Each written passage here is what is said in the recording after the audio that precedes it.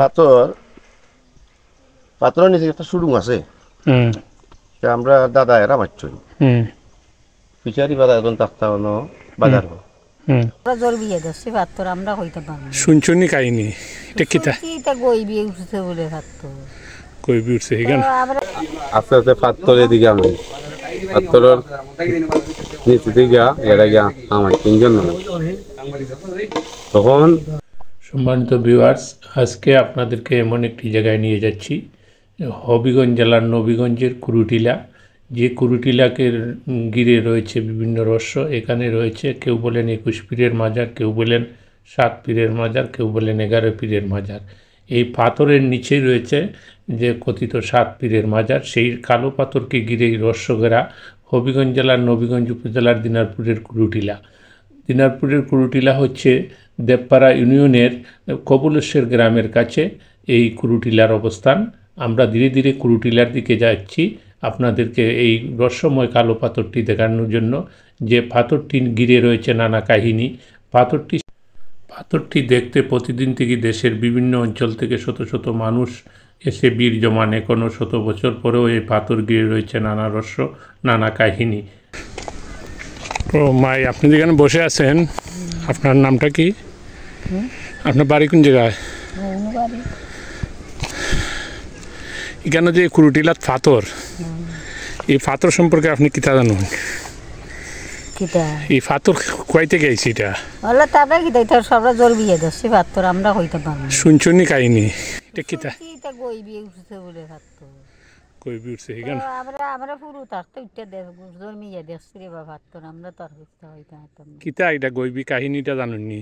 না রে বা আমরা কই ভাই নি জানি কোনো কিছু শুনছো না? রূপকথার গল্প টল্প শুনছি না নি রে বা শুনলে আমার দিকে তাকাই এখন। হ্যাঁ, কিতা গল্প শুনছেন একটু কন্যা নে? ফের গল্প এই পাথরের তো পাথরের যে খুস্তা করে তে লোক যে মরি যায় কি কিতে একটা এমন দিলাম পাথরের তোল খুদি লইছে। হ্যাঁ, তো এই বেটা বলে আর 2 হাত পয়সা পড়ে গেছি মরি গেছি। আর তো আমরা হইতে মানি না।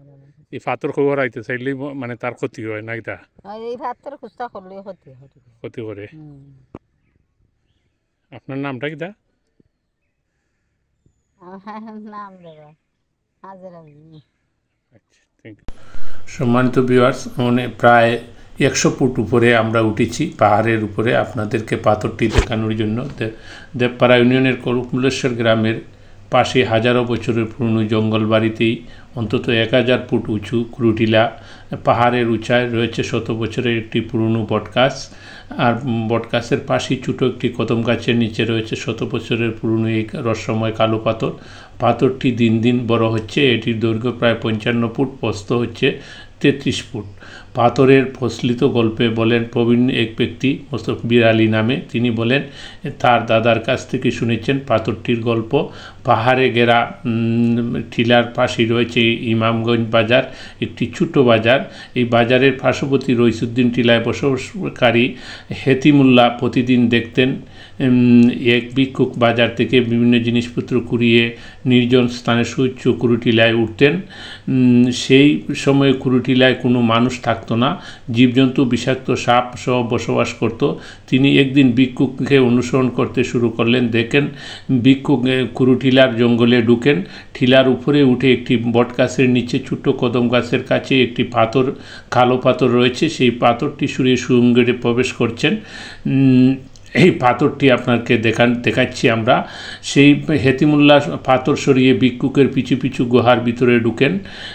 কিছুক্ষণ হাঁটার পরেই দেখেন ভিক্ষুক স্বর্ণের তৈরি একটি সুন্দর বাড়ি। ভিক্ষুকের সাথে সাথে হেতিমুল্লাহ ওই সুড়ঙ্গ দিয়ে প্রবেশ করে তাদের এই স্বর্ণের তৈরি বাড়ির একটি ঘরের কোণে লুকিয়ে থাকেন। দেখতে থাকেন এই ফকিররা কী করছেন। তিনি দেখলেন এই ফকির বাজার থেকে কুড়িয়ে নেওয়া মাছ এবং অন্যান্য তরিতরকারি দিয়ে খুব সুন্দর করে রান্না করছেন। এরপরে দেখলেন 21 জন দরবেশ আসছেন, সাদা পাঞ্জাবি পায়জামা পরা। তারা বসলেন খাবারের টেবিলে। বসে দেখা যাচ্ছে একটি প্লেট অতিরিক্ত হচ্ছে। তখন তারা খুঁজতে থাকলেন যে কে এখানে আছে। তো এরপরে খুঁজাখুঁজির পর্যায়ে ঘর থেকে খুঁজে বাইর করলেন হেতিমুল্লাহকে। হেতিমুল্লাহও তাদের সঙ্গে রাতের খাবার খেলেন। হেতিমুল্লাহর খাবার শেষে যখন তাদের সাথে আবার মিলাদ মাহফিল জিকির আজকার করে সারা রাত কাটিয়ে দিলেন, ফজরে যখন হেতিমুল্লাহ চলে আসবেন তখন দরবেশরা কিছু নির্দেশনা দিলেন যে বাড়িতে গিয়ে যেন কারো কাছে তাদের সন্ধান বা তাদের কথা না বলেন এবং বাড়িতে পাথর সম্পর্কে জানেন। পাথরের নিচে একটা সুড়ুং আছে, আমরা দাদা এরা মারছই ফিচারি বাজার এখন থাকতা বাজার রাত্রে তাই বুঝ থাকতা জাল টাল বাইতা। তো তাই প্রতিদিন ফলো করেন রাত্রে। আগে তো বিলে 7-8টার পরেই মানুষ থাকতো না বাজারে, তো মানুষ খুবই কম থাকতো। তো 3জন মানুষ আইন, 2জন আইন আইয়া ও মাছের লুদা মাছের খানখা মানখা টুকাইয়া দইয়া লইয়া উঠি যাই দিবেন। তো তাই এইন বিলে 2-3 দিন ফলো করছেন। ফলো করার পরে 3 দিন গিয়া তাই উঠিছেন উঠিলা আর পিছিয়ে।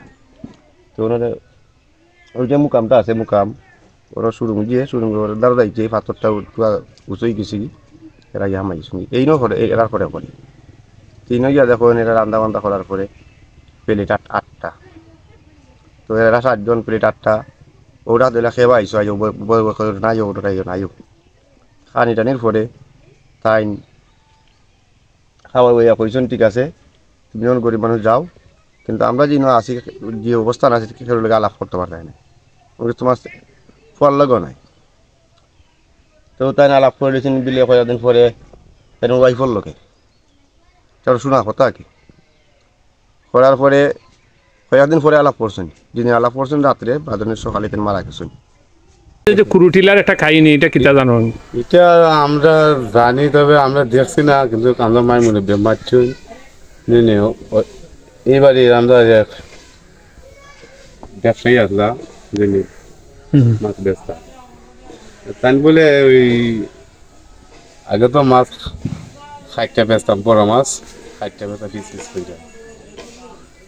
ওর বলে তাই আস্তে আস্তে বটনি দেওয়া আগে তুমি ফালাইয়া বাড়ি বাড়ি থেকে তুইছেন বা আর বটনি পাই না ওখানে আইসে হই আইয়া যারা যায় 3-4জন হুজুরে লোদা তো কয় তাই ওইটা কইলা দেখি এটা তো আমি শুই আইয়া লোদা নে কয় লইয়া যায় দেখি তখন তাই কিন্তু দূর থেকে ফলো করা করি কারণ তো গিয়া তখন তাই ঠিক ওই তিলাবাই যাবো তিলাবাই উঠে তাই আনলো গ্যাস হই তখন গিয়া যারা যায় আস্তে আস্তে পাথরের দিকে আমি পাথরের নিচে দিকে এরা গিয়া আমার 3জন মানুষ তখন তাই বই থাকলাম তারা রাঁধছই রান্না বান্না খাইতা ভাত পারছই তারা মানুষ 12 জন আর ফেলে দিয়েছি 13টা। তখন কইরা ভিতর থেকে খেয়া ধরে আইও ধরাইও না খাইলেও হয়ে যাচ্ছে। তখন তাই গেছো বসে গেছো তাই খাই না ওটাই মনের মাঝে আমরা মাছ 60টা লুদা ফালাইছি ওটা তারা টুকাই আনি না রাঞ্জন ওরা তারা জখা যাচ্ছে তো মনে করে খাইছেন তাই আপনারা যেটা দিয়া দেখা যায় এত মজা শুনে খাইছেন তাই খাওয়ার পরে আইতা তাই না খাইছেন আমরা এখানে আছি কইও না কইলে আপনি মারা দেব ওখান গড়িয়ে যেতে গিয়ে রাইতে 11টা 12টা এরা এমনি ভাই বাড়ি টুকাইরা বার তো ইয়া কই গেলা তখন তাই বুকের দিকেছেন কই আসলাম বাচ্চা আছে দিকেছেন কই আসলাম খাইনা হওয়ার পরে তাই খাইনি হওয়ার পরে মারা গেছেন। আচ্ছা।